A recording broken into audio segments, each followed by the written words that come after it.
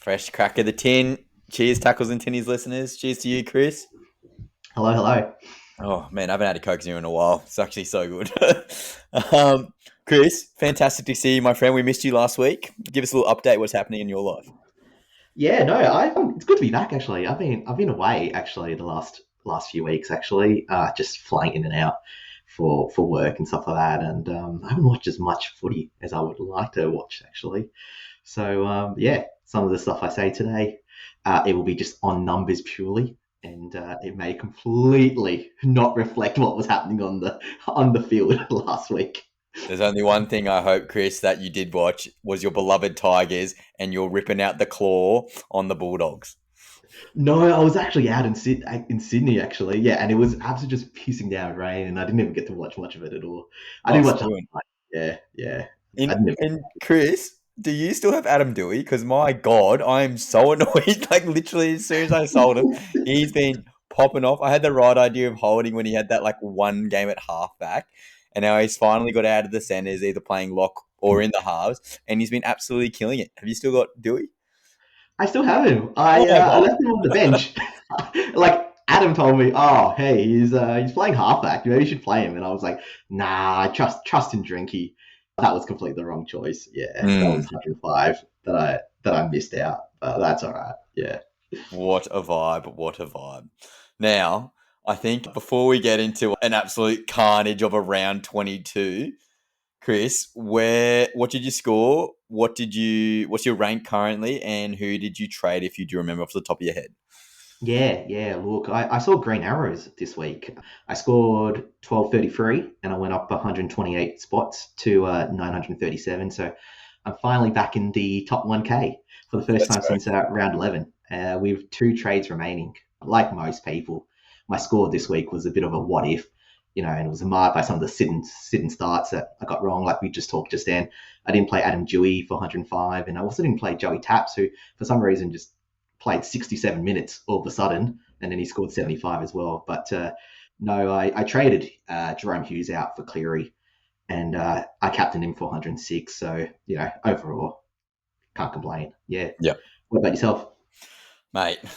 It was an interesting pod with Adam last week. I had absolute no intentions of pulling the trigger on Reece Walsh, but tackles and tinnies, I did it, and I've come back. I've come back to life. I was so depressed 2 weeks ago when I missed out on Dylan Edwards, but Adam, the king of Super Coach in his Super Coach Council that he's in, he told me to put an armband on Reece Walsh.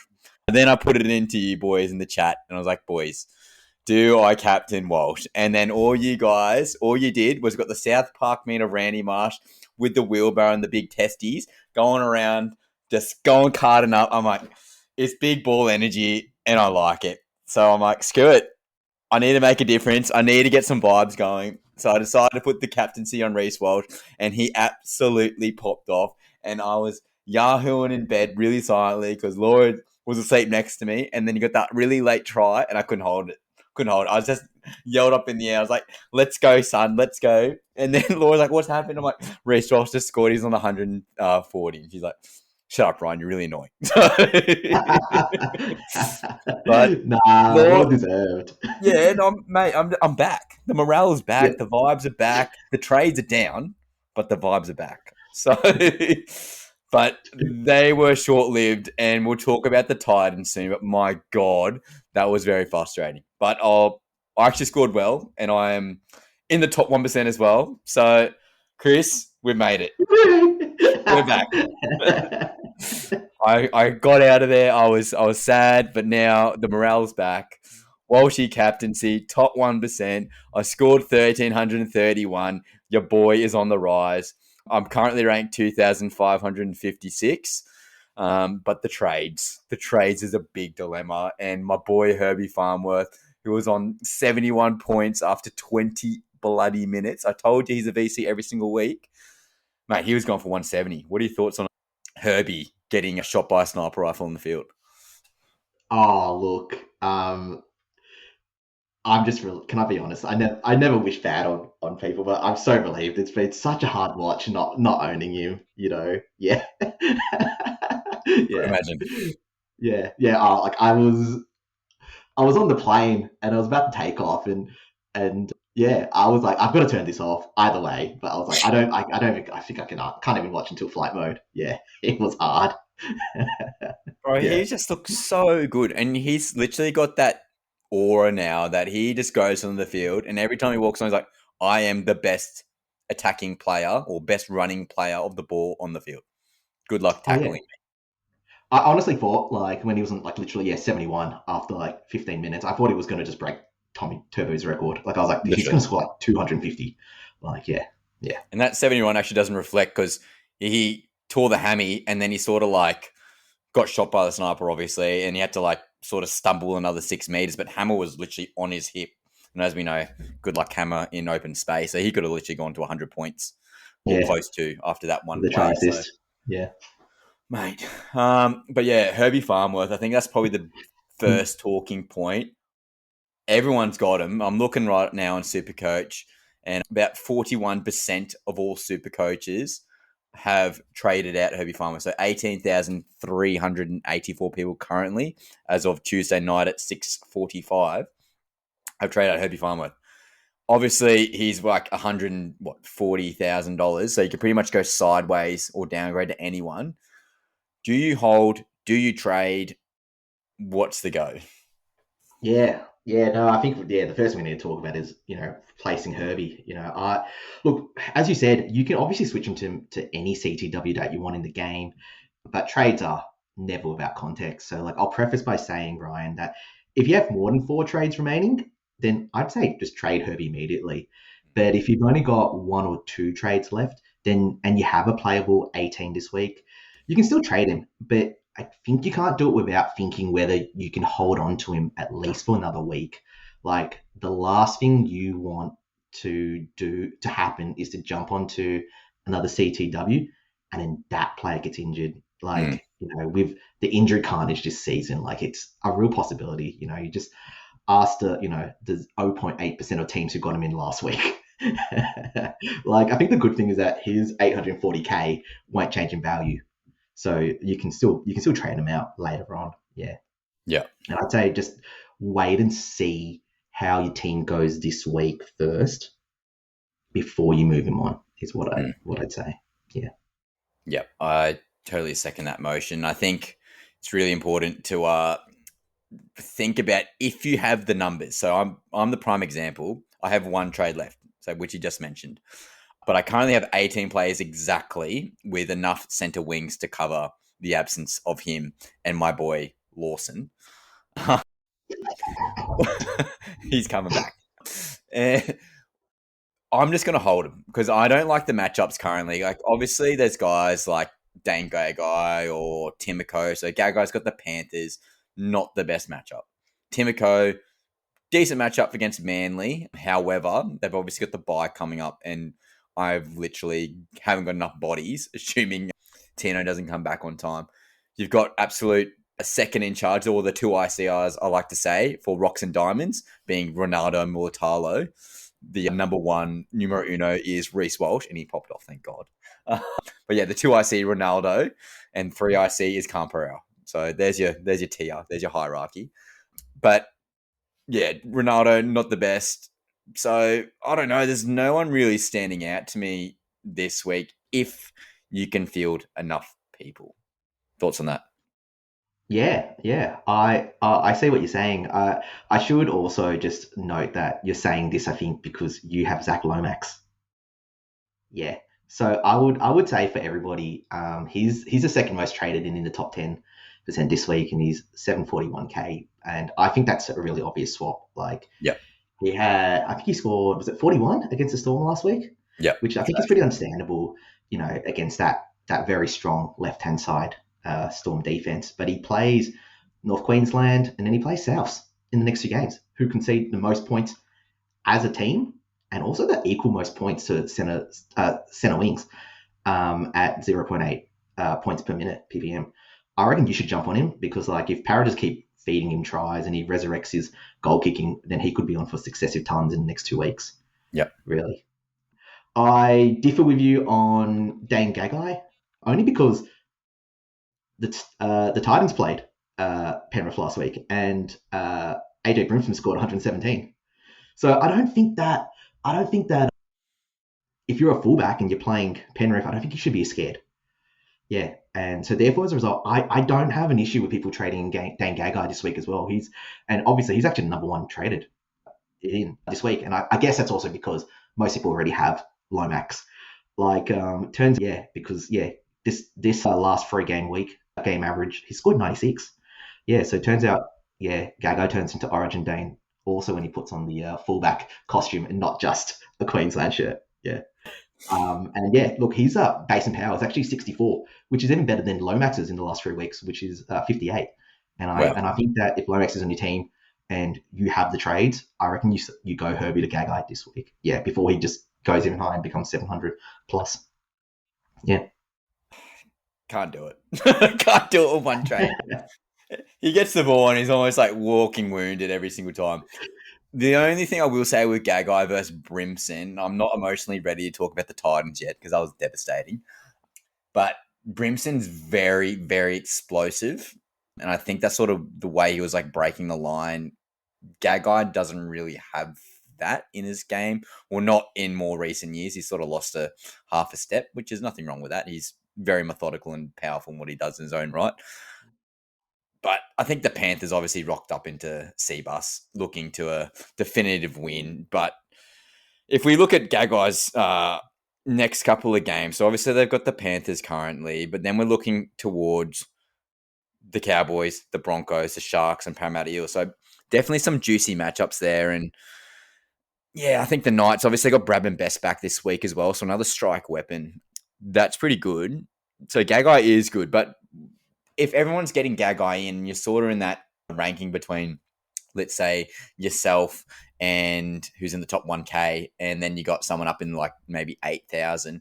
There's not going to be more than like 500-600 points between all of us. You're probably going to have to look at some more pods. And I think recency bias is a hard one to say, but Katoni Staggs in the past couple of weeks, my God, he's looking good. What are your thoughts on Katoni Staggs? Yeah, like Katoni, he's like less than 1% owned in the top 10%. Yeah, I think you bring him up admittedly because the Broncos just smashed Souths.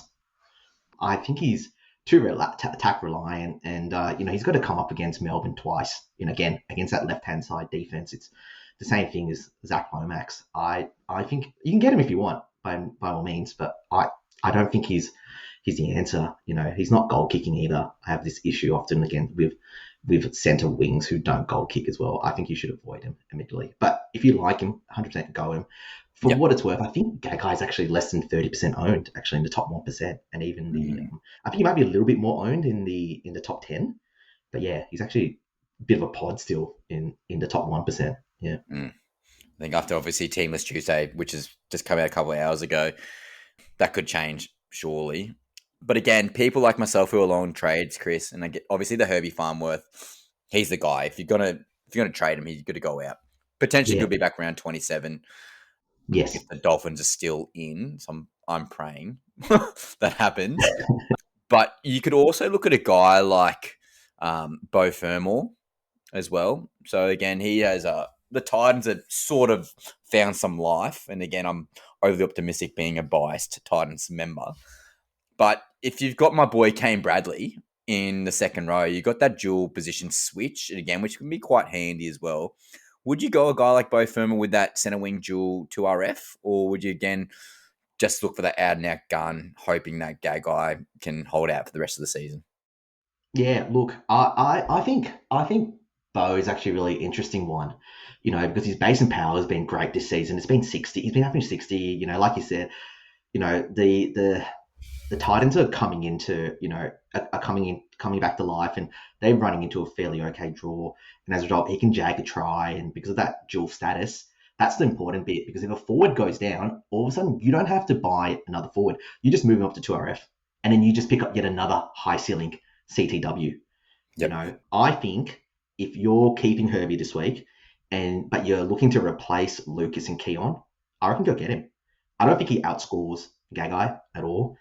Just for food for thought as well, our co-host Adam, he thought about Beau Fermor, So if he thinks about someone, and you want to buy him, you're probably on the right track. Yeah. Mm. Now, if we're talking CTWs, mate, and again, we do love a duel here on tackles and tinnies, well, especially our boy Jakey, who's currently potentially actually in a hole in New Zealand. Taine Tuipiki. So Adam the scumbag always finds a juicy pickup and draft. Picked him up this last week, and he absolutely popped off. Fullback centre wing duel with Nickel Clockstead moving to the centres. What are your thoughts on Tuipiki? Again, a fullback in the centre wing position's always spicy. AJ Brimson esque. What are your thoughts on that? Yeah, do you know what, Ryan? I hadn't considered Tuapiki actually. Like, I know he's been like, I was also like, yeah, really disappointed when Adam picked him up last week in draft because I wanted to pick him up as well. Like, funnily enough, I think it actually might be a bad idea because I'll go to Tuapiki in just a moment, but most people are looking at Roger Tuivasa-Sheck at the Yes. moment, from New Zealand, and I think Taylor is not a bad idea. The issue is that it's a concern if he picks up an HIA because he is a smaller body. Do you want to risk that? It's a little bit like Wade Egan. Do you want to risk that? But he racks up, tap try assists. He racks up tackle busts, like a little bit like Teddy actually. And I actually don't think he's a bad idea. I don't know what he's owned at the moment, the top 10%, but I would say if you want to go to a biggie, or you can also go RTS if you want. Really, they run into a pretty good draw. I think they're Bulldogs, Dragons, and then Gold Coast, Para, and then they finish with Manly. So it's not a bad. That round 25 and 24, 25, 26 is pretty good. Yeah, and also obviously for draft as well, or head-to-head finals. Yep. Yeah, any of the New Zealand backs are good. Yeah, so again, he's centre wing fullback duel at 510,000. If you don't get him this week, you want to watch him another round at fullback against the Bulldogs. Obviously, they're a decent defensive team, not against the juggernaut Tigers team. But you can probably wait a week if cash is somewhat an issue. But again, the downgrade for Herbie, you're saving, pardon me, $250,000 there. So that's quite enticing. And again, he's dynamic. He's very much like Keanu Keeney in a lot of ways as well, the way he plays. So definitely an attacking weapon. I do love Clockstead and RTS on that one side as well, which is pretty good. So then you got, mate, if you don't get him this week, hear me out here. Round 24, Dragons, Titans, Para, Manly. I mean, tell you what, mate, that is spicy. That's one of the best draws left in the comp. If I don't get him this week, I'm very enticed to get him next week for Herbie. Yeah, actually, no, and also that Keanu Kinney and comparison is actually very apt. Yeah, similar type body players. Yeah, and very explosive. Now, again, there's boys left, right, and center who are falling over and aren't holding. They're falling over. They're damaged. They're really struggling to get back on the paddock, and Payne Haas is one of them. He's probably the past 6 weeks, getting those lower back injuries. Then he had the infection he couldn't get over. I know you guys were talking in the group chat about Payne Haas coming back into the team. What are your thoughts? Would you pull the trigger this week, or would you wait another week to see how that back/infection is going? Yeah, look, whether you get Haas in, I said to you 2 weeks on the pod, I think he's a buy, and I still stand by that. However, it's like what you said, he could be injured, and if you buy him this week, like, and then he goes down with yet another issue, then you feel like, and he scores 55, then like you did 2 weeks ago, and you're just tinged with regret, if that makes sense. But at some point he'll have to come good, so you can wait until till he comes good and then buy him when he shows signs of life. But I'm of the opinion that you should buy him. But there are certain cases, the one that you're talking and referring to is Adam, who doesn't have Payne Haas. Everybody else in the top 10, yeah. So our co-host Adam is coming 7th or 8th. Overall. Yep. 8th, yeah. The other 8, 9 guys all own Payne Haas. And so at the moment, having Payne, if he scores another 55, that's just not great. and you're better off, and AFB just scored 88 and Adam has AFB. So, it's a good pod in many ways. And so therefore you want to differentiate yourself. But for the average player, like yourself and myself, Ryan, yeah, get him 100%. It's a good player. Yeah. Like Melbourne Storm this week, decent 4-pack. Dolphins next week would be very spicy with how decimated they are up front. Newcastle, similar thing. North Queensland, very similar thing. So if you're waiting one more week, huge break even. Obviously, it's going to break even to 133. But that 3-week one before that round 27, which they're probably going to rest him if they can't get in that top 4 position against Melbourne Storm. I think, he's only got this, probably the most fresh he's going to be due to the fact that his body's had 2 weeks off. Yes, he had the infection. Yes, he was sick. But in terms of like musculoskeletal, he should feel fresher. If that makes sense. Yeah, no, that actually makes sense. Yeah. I think I might tell Adam to go get him. Yeah. Well, especially my concern is, mate, like you got Terrell May, he's on the bye this week, and obviously Yes. Haas May, they're your 1-2 punch. Keon's down, Tino's down, and they're your other probably top 5 or top 6 boys, and then Aaron Clark's the other one. So obviously AFB is in the mix, definitely in like the top 7 players for sure. So if you're on AFB, Aaron Clark, yeah, fair enough. But I think anti-potting Payne Haas for majority of players, and even in Adam's situation being the top 10, I think you have to go on this week. I think against Melbourne Storm, he's just going to want to rip in and just, again, Broncos have so much to play for, and I just don't see him not having a good game. I just got that vibe, you got that feeling, got that gut instinct where it's like, this is the Broncos' time. They're sort of turning a corner. Boys are coming back. Ben Hunt's got another round underneath his belt at hooker. Obviously losing, and I think also big thing to note, Xavier Willison went down, which means Payne Haas minutes are probably going up. So, another big hurdle there. I think that's another tick in the box for Payne Haas. Does that change your thought if people were trying to wait 1 week because it's Melbourne Storm? Yeah, like the frustrating thing I find about these big games, like you think that these players should play, big minutes, like Haas probably will, but then, when you're versing quality opposition, sometimes you just the frustrating thing is that you put away, for example, the offload. You don't have as many tackle busts, and sure, you play more minutes, you tackle 30, you make 30 tackles, and you make 30 hit ups. But then you just get 60 in base power. Do you know what I'm saying? Like, and they do play like 65 minutes.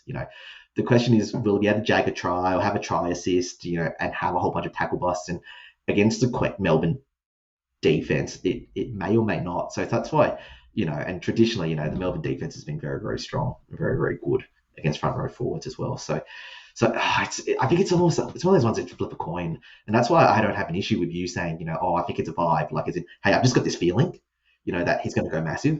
And so if you think he's going to go massive, then you just jump on him. But I agree with you that you should be going on him if you can. But the only reason is just in extenuating circumstances where you're really trying to differentiate yourself, H to H, or you're in that top 10%, that top 10, just like Adam, and you're going for that road to the 50K, tax free. 100%. And I think also, like, obviously head-to-head finals are starting as well. We're quite lucky, Chris. We're both in the top 4 for our local league because, Tackles and Tinnies podcasters, we know what we're talking about. That second chance is going to be very handy with all these injuries. But, if you're on a head-to-head finals too, guys, like, you should be getting Payne Haas in. Like, he's that guy, regardless if he's playing at 80%, which he very well could be. He could be at 90, he could be at 100. I don't know. I haven't talked to him. But I would feel safer playing him than I would be playing Aaron Clark.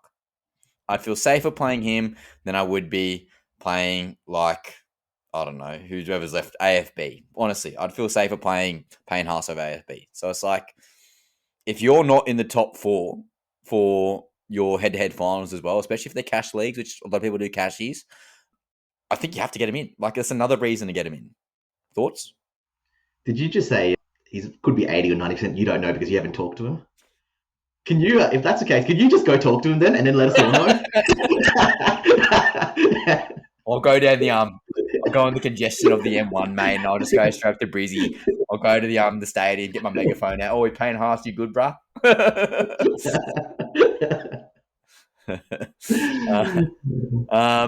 Now, so we talked about Haas. We talked about Herbie. Now, I would also like to talk about Tommy Turbo. Okay. Have you held him? I can't remember.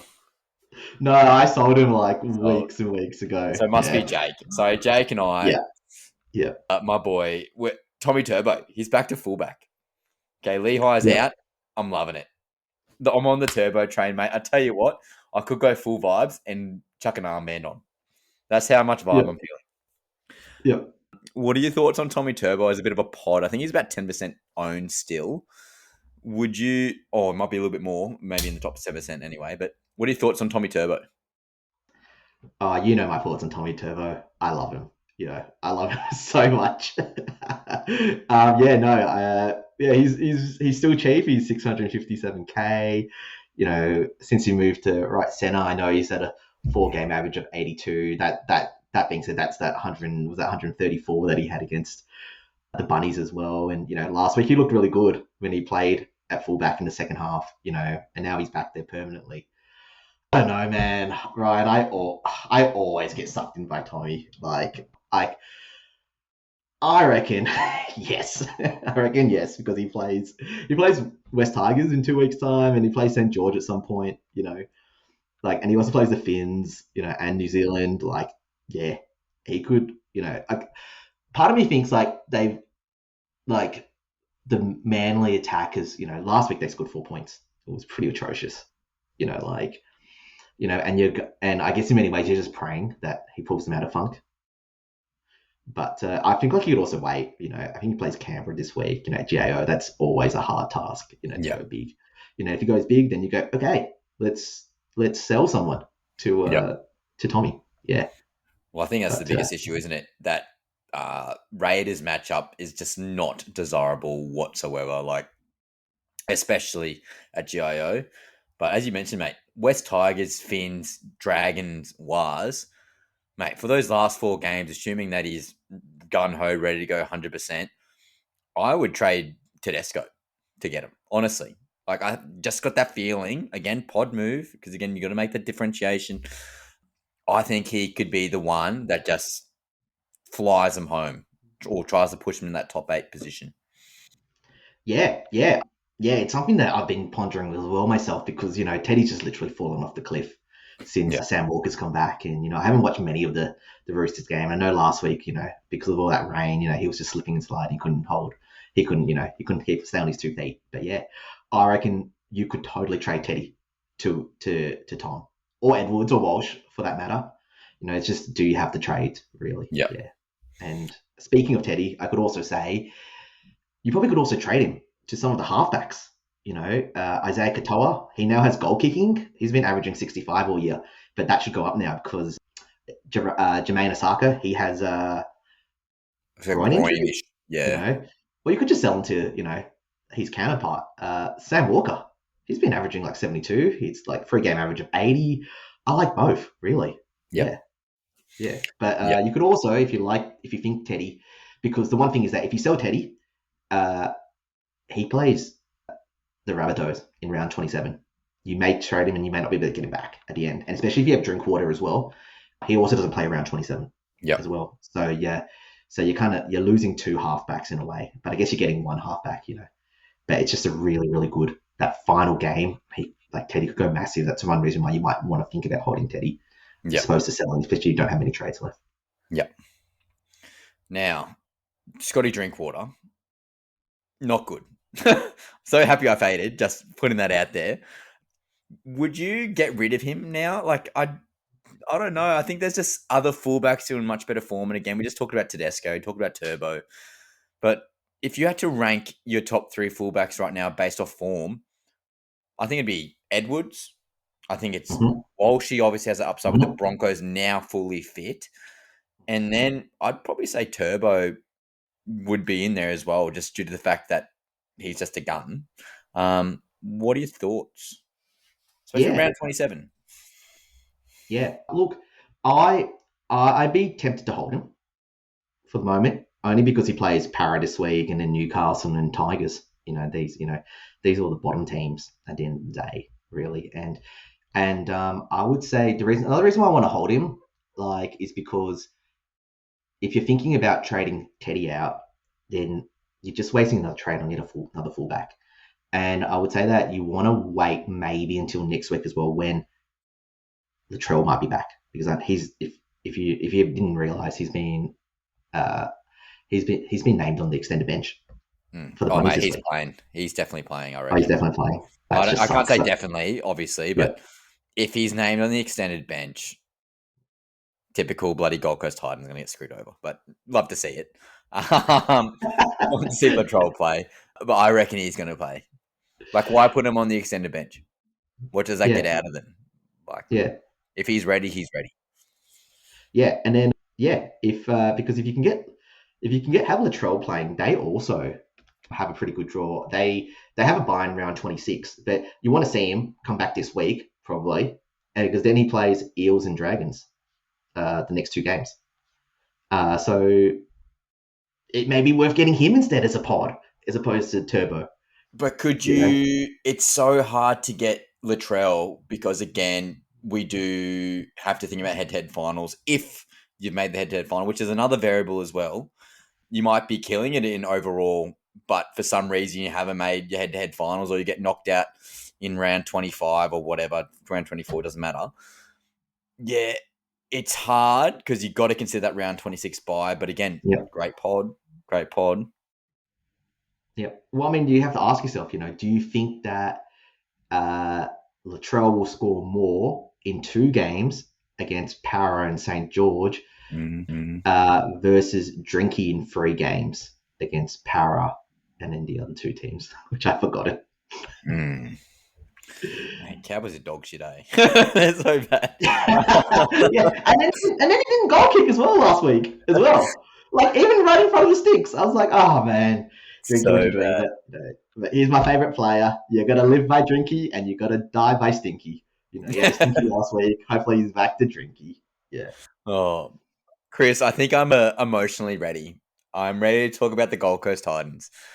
So, as everyone knows, I'm a member, and it was Randall, it was Sam, it was myself, and about 1,000 Gold Coast Titan supporters and 17,000 Panther supporters, all on the bandwagon, obviously. And it was an emotional first 20 minutes, okay? It was like, we have a chance. No one scored. The defenses are doing really, really good. And then literally like 22nd minute, bang, Panthers scored. I'm like, oh no, it's happening. Bang, another try, another try, another try. 4 tries in 20 minutes. I'm like, Gold Coast Titans, not surprised, not surprised. 24-0 down. We look so good in the first 20 minutes. We can't play a full half. Typical Gold Coast. And I don't know what Des Hasler did, but he's pulled something out of his ass, and he did like one of the best sprays of all time, because they came out in the second half and they were a completely different team. They looked like a bloody top 4 team in the second half. And it was so good to see. Obviously, when Targo did the illegal move, they scored 3 tries in 10 minutes, and there should have been another try. And I don't know. Oh no, it was near the end of the game. So they eventually got it back up. Jaden Campbell, Brimson, they were spearheading this attacking flow. But Philip Sami in the corner, okay, got the head high tackle, going for the try scoring situation. Brian To'o, 1, didn't get sent off. 2, didn't get the penalty try, like double whammy bullshit, whatever. And then we have a look with the water boy situation. Now, Chris, I was literally almost in line with Jaden Campbell. So if you were to look at the goalpost, like imagine you're sitting in the stadium and I look to my left, I'm in line with Jaden Campbell. I literally had the best view of like him about to kick the goal. And then all I see about, so I'm at row 9. I'm right in front of the Titans bench as well, don't get me wrong. So the water boy just literally runs in front of Campbell, and then the whole Gold Coast Titans bench, the whole stadium, even Panther supporters, like, what the hell just happened? I have no idea what's happening. And the guy's like, yeah, puts his hand up, whatever. Everyone knows the story. But the Titans bench, blowing up, absolutely blowing up. And I don't think that was on TV. And I think that was a good perspective to tell, because we all know that's not the right thing to do. And obviously, listen, like NL360, a couple of other podcasts, whatever, people have different opinions on the penalty, on how it should have been and how it should have been handled. My perspective is that at a minimum, he should have got a re-kick. Like, have your kick. If you miss, you go again.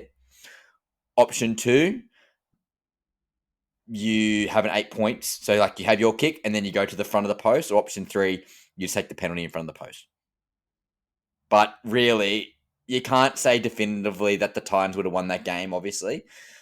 But I think if the NRL want to make a hard statement, which they did, they gave $50,000. But I tell you what, the Penrith Panthers Leagues Club would probably make that in one night. So that's whatever. And then they should get stripped of 2 competition points. What are your thoughts on that? Yeah, look, What I did I get? stand with I stand with the Tinnies. Yes. Look, Okay, good boy. look, Titans are completely hard done by. It's like you said, the Toto high shot on Philip Sami. That would have been a try any day of the week, and then they would have been after. You guys were absolutely robbed. Like, I can't say as to what the penalty should technically be, in that time, but I like 50,000. Like, I think a quick question to ask is, what does a win equate to Yeah. financially for every team? Same. Is it 50,000? Because if it's 50,000, I would do this again next week. If this same scenario happened with any other team, I would literally just get anybody, water boy, just get them to walk out in front of them. Because it's worth the 50,000. You know what I'm saying? Especially for Like, that particular situation where the yeah, Panthers are fighting for top 4. yep, They're fighting for top 4. And the yeah, Broncos are right snipping at their heels, okay? Warriors are right there as well. But it's worth it. 100% it's worth it. yeah. If they make top four, they lose in the first round, and then they win the finals, win the actual premiership again. How much is the premiership worth? Like, what, $4 million per year? I'm just making these numbers up. I Yeah, don't of know how course. much it is. Yeah. Like, it's totally worth it. Yeah, I agree with you. I think that the NRL has to come out with like a really hard stance. Like, either they have to do like a real hard blanket rule, like all trainers are banned, or you have to make an example of Penrith, like, and you have to just ban them from having, for the next 4 rounds, they're not allowed to have any trainers at all, to Wow, make that's a sure. wild take. I haven't heard that one. That's Yeah. wild. No, because I think you have to do almost a little bit like, when they were doing too many high tackles, like Yeah. was it round 7 or Yeah, round 8, yep. and everybody literally got sin bin, and everyone was like, this is crazy. But guess what? People aren't high tackling anymore. True. Sometimes you have to strong that ridiculous message that's way over top, that's disproportionate.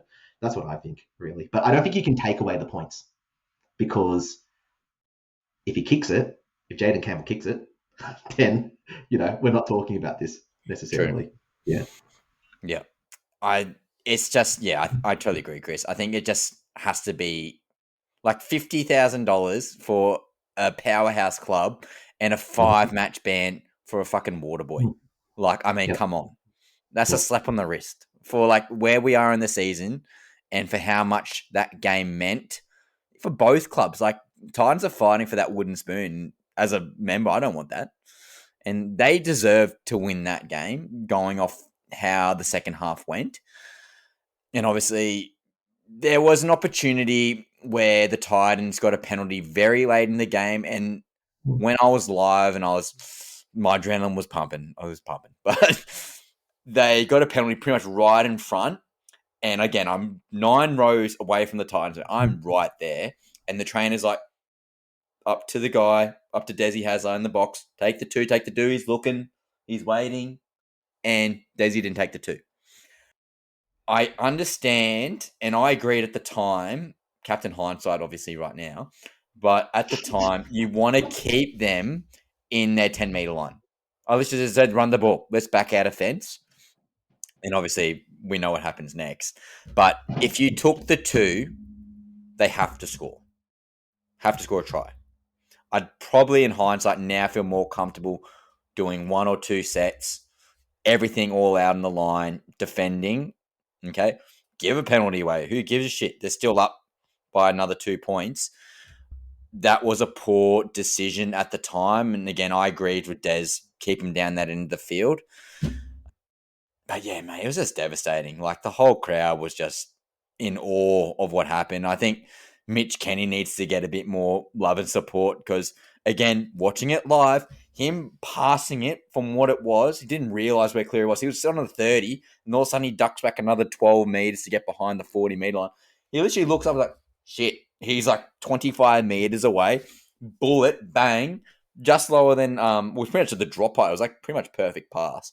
Bang, rest is history, 2-point, phenomenal field goal. Yeah, unreal Cleary, like absolute gun. But it's also frustrating as a Titan supporter.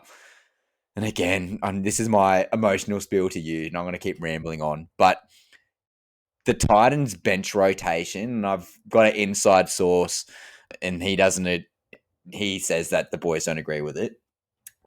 But you're picking a guy like Tom Weaver. Why? What does he do for you? He can't play hooker. He can't play in the middle. He's too small. You're literally playing him at 5'8" or halfback. Why not put Cam Pereira on the bench? At least he can cover positions 1 to 5 in a pinch if he had to. Okay. At least at least Cam Pereira, if you had to, I reckon he could play in the middle for 10 minutes and just let him sniff around the ruck as like a second fullback and just go. Let him sniff around and try to get a try. Tom Weaver did not play that game. And I think when Phil Sami went down and Tom Weaver did not go on the field, that was a huge coaching failure on Des Hasler's behalf by not getting the right rotation. What are your thoughts on that? Yeah, look, he's had a few head scratches. Speaking of Tom Weaver and stuff like that, because he has put Cam Pereira on the bench the last few games, and he's just not played him as well. And then a couple of the other forwards, he's played them, as in the interchange forwards. I can't remember their names now, but he's played them for like 7 minutes and just more than yeah. Like why have 4 players if you're not going to play one of them ever?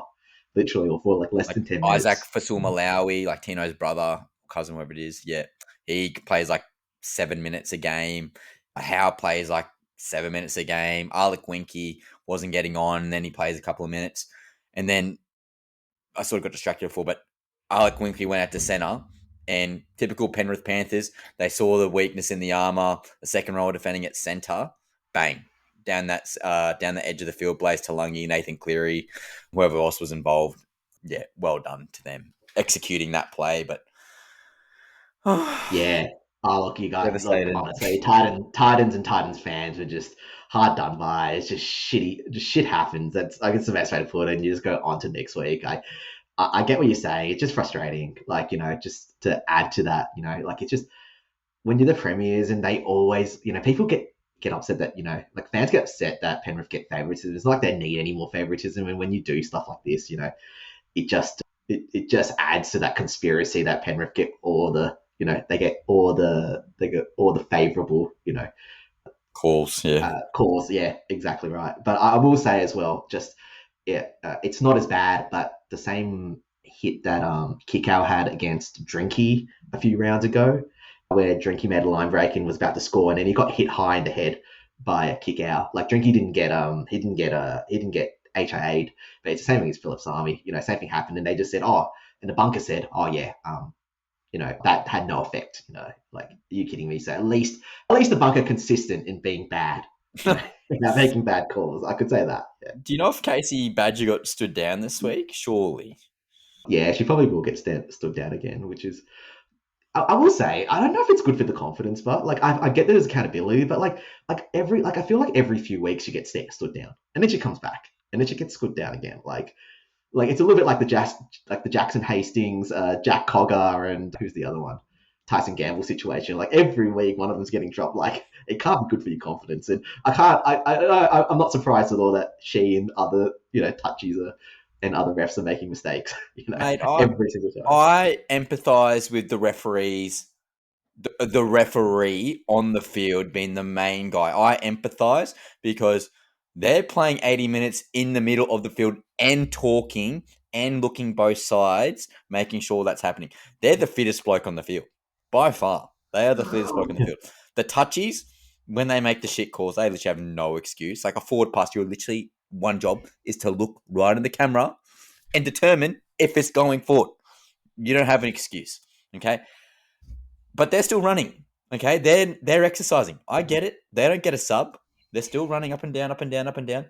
But if you're in the bunker and you have all the technology in the world and you got a couple of people left and right of you giving you some advice, you don't have an excuse. You're not exercising. You're cognitively sound. You should be an expert instead of a guy like myself talking shit to you on a podcast. You actually do not have an excuse. And if this is a repeat offense, maybe you're just not good in the bunker. You might be better on the field. You might be better but touch judge. You just might not be good in the bunker. Is that not fair? Yeah, look, I think I think it's still hard because a lot of what the bunker does. So really good analysis or good comparison would be like DSR, is it DSR or DOR? In the cricket review, pretty much, or even VAR, which is the football review. Like, when they review things, like it's their version of the bunker. I think that a lot of what in NRL that we do, we have a lot of we don't use any of the technologies. A lot of it's subjective. Like Casey Badger has to go, well, did Philip Sami get hit in the head, for example? Like, why not just have hotspot?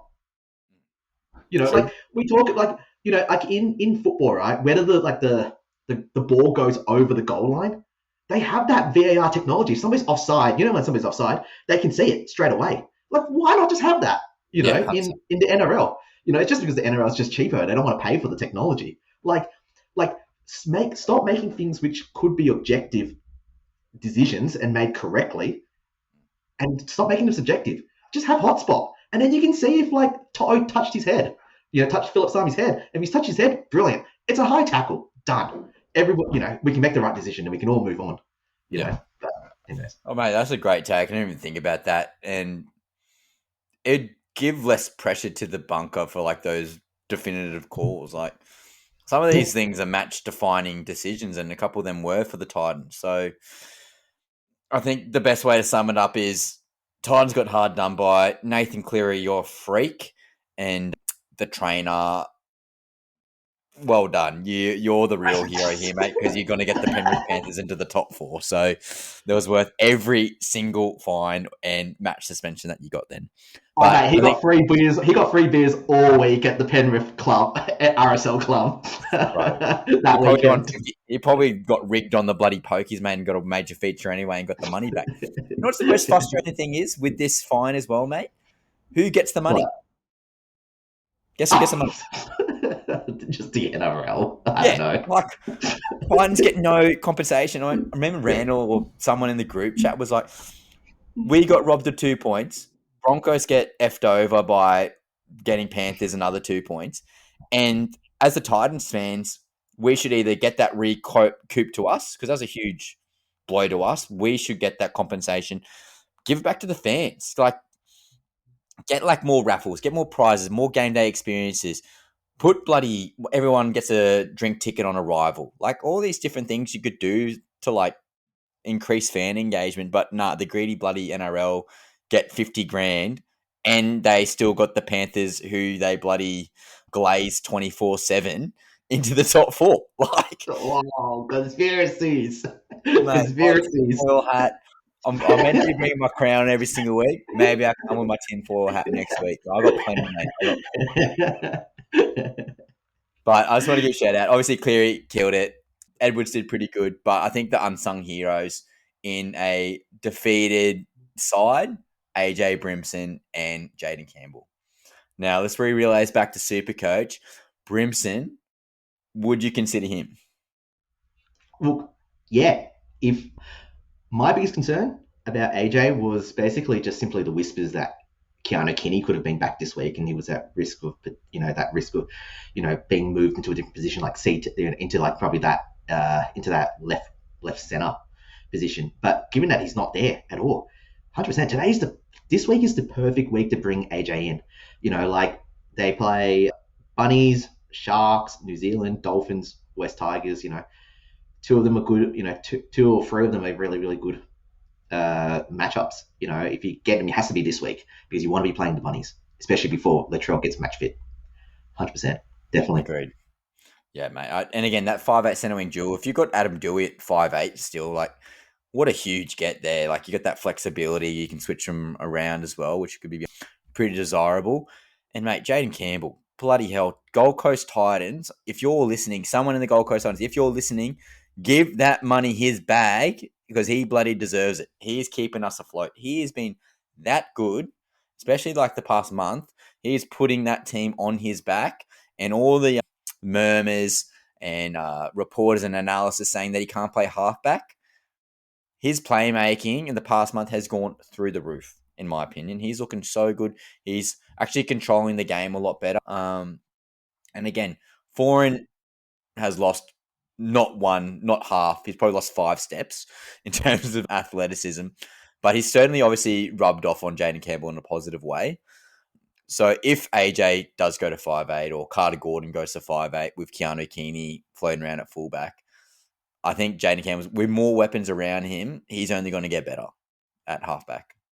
And Yeah, Perth Bears or PNG or some other club could easily chuck him 1.1 million, especially with his dad obviously playing for the Gold Coast Titans. He loves it on the Gold Coast as a Tweed boy. Sign him up. Sign him up. Give him all. Give him in the bag. Get rid of anyone else. He needs to stay. Thoughts? yeah, no, I agree 100%. When I first saw, Jaden Campbell, I didn't think he'd, when he moved into halfback, I didn't think he could kick. He's got one of the best kicking games, such a long, good kicking game. He's a good So good. passer, great tackler. But runs the ball first as well, and he's electric, and he just makes things happen. Yeah, I would say to the time, just sign up for as long as possible. Whoever it is, sign as much as possible. Yeah, yeah.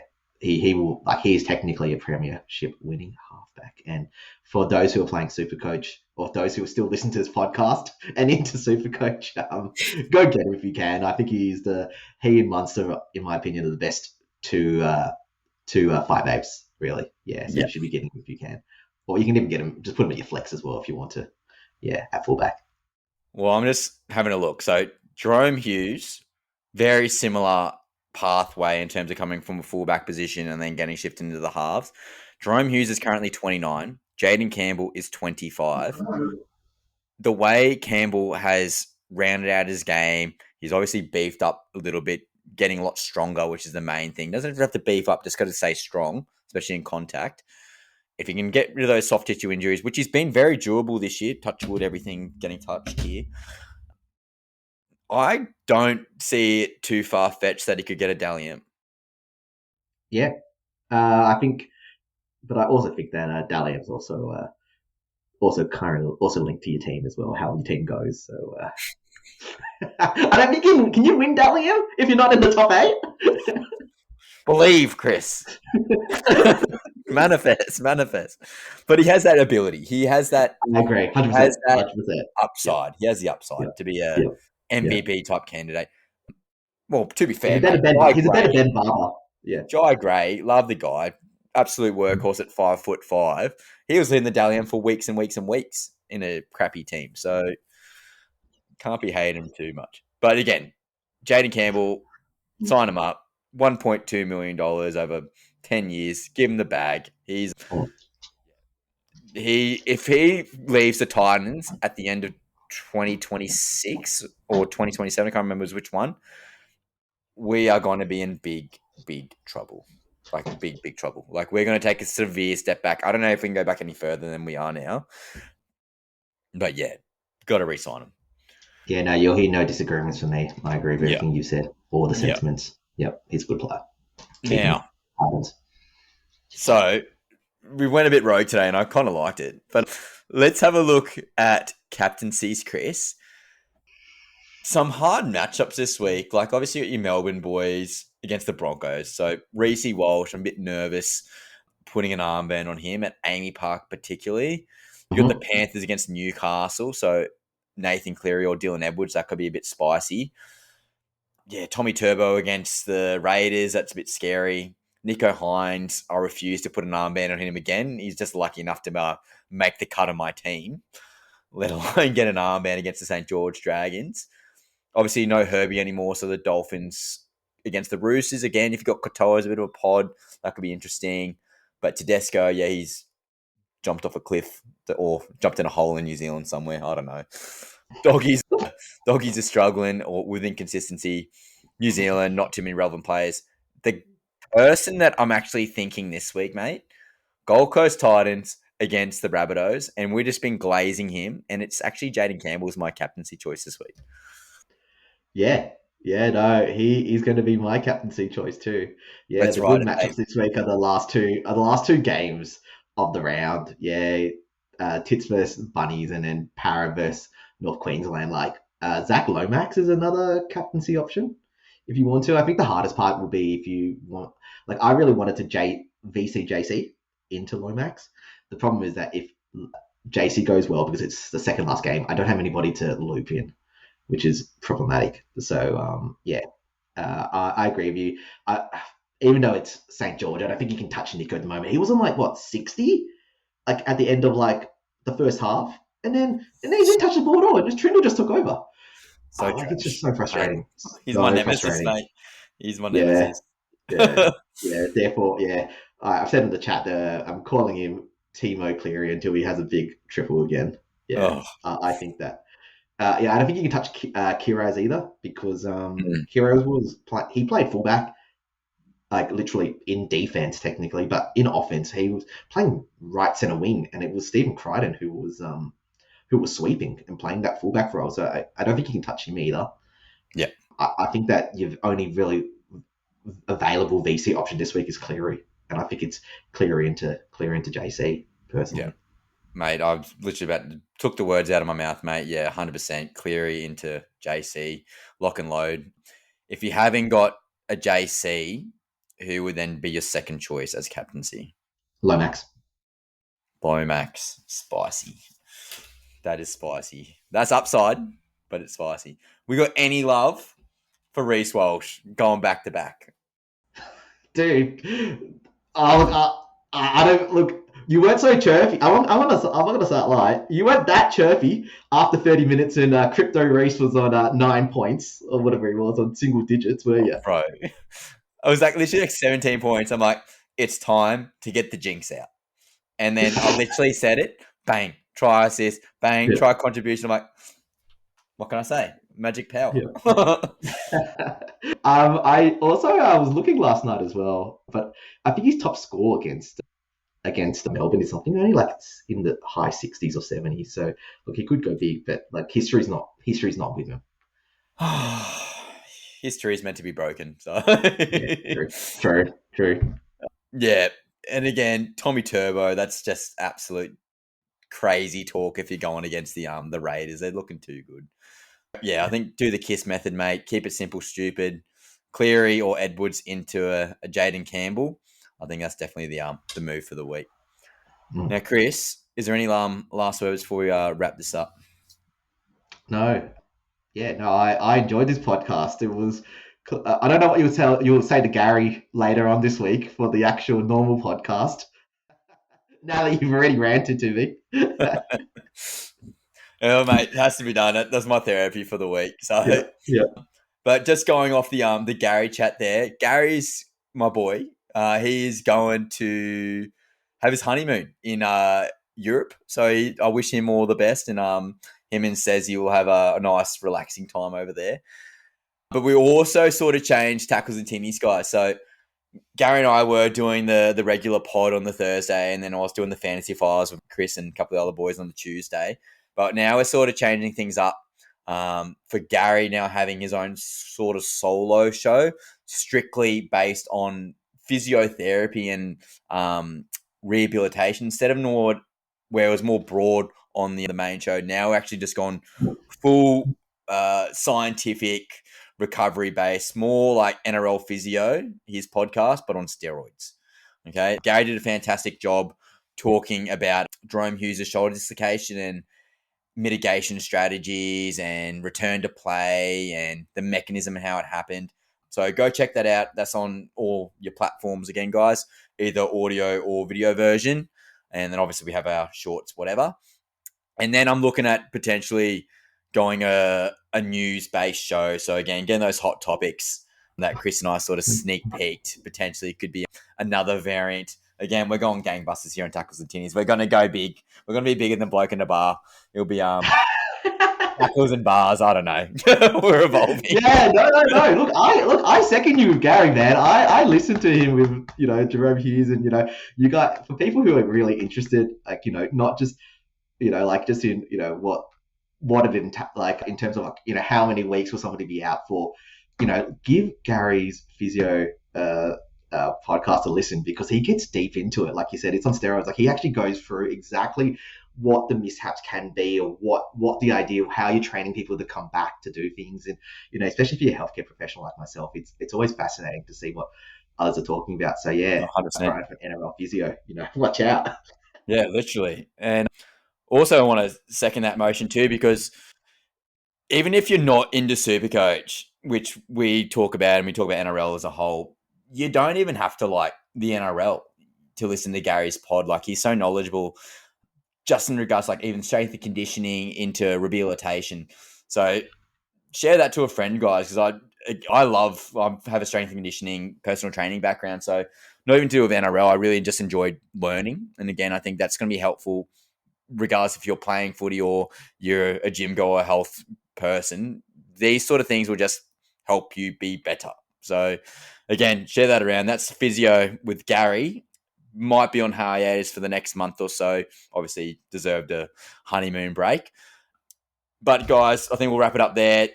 Tackles and Tinnies, been fantastic. Round 15, you know where to find us. We're on all socials, all listening platforms, 5-star ratings, likes, shares, you name it, we want it. And got a couple of messages for Gary from his physio. So again, guys, if you got messages for Chris and I, or some of the other boys in the podcast, just flick them through and I'll just post them straight to them, or I can answer on their behalf.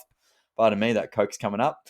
But yeah, we'll just send all the super coach questions to Adam. That's who they really want to hear from. To be fair, Adam the scumbag is a scumbag for the only reason that he gives you advice and then he doesn't do it himself, and for some reason he pops off. So you take that with a grain of salt. I also want to say that on the podcast last week, he literally shouted me on the pod and said, "Guys, Chris, you should pull your team apart for Herbie." Yeah, true. Glad I didn't.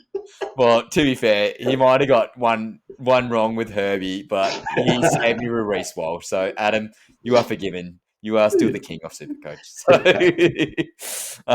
but thanks, guys. Enjoy round 22. We're almost there.